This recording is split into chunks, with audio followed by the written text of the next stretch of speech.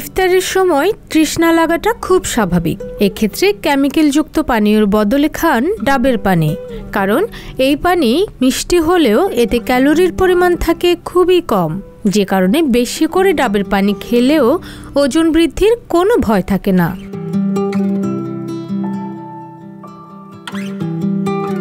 ডাবের পানিতে ফ্যাট ও কোলেস্টেরল নেই, তাই এই পানি পান করলে ফ্যাট ও কোলেস্টেরল বৃদ্ধির ভয় থাকে না। এছাড়াও হার্টের সমস্যা কিংবা কোলেস্টেরল সমস্যায় আক্রান্ত ব্যক্তিরাও নিশ্চিন্তে খেতে পারেন ডাবের পানি।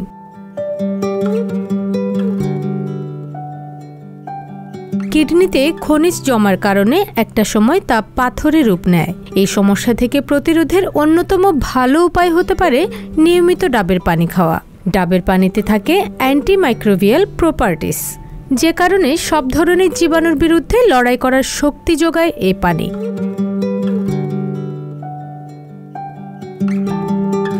ডাবের পানিতে থাকা কিছু অ্যান্টিঅক্সিডেন্ট শরীর থেকে ফ্রি র্যাডিক্যালস দূর করতে সাহায্য করে, ফলে ত্বকের নানা অসুখের আশঙ্কা কমে। তাই ইফতারে নিয়মিত রাখুন ডাবের পানি। রুমি প্রভা, সংবাদ প্রকাশ। সংবাদ, ফিচার ও অনুষ্ঠানের জন্য ভিজিট করুন সংবাদ প্রকাশের ওয়েবসাইট এবং যুক্ত থাকুন ফেসবুক পেজ ও ইউটিউব চ্যানেলের সঙ্গে।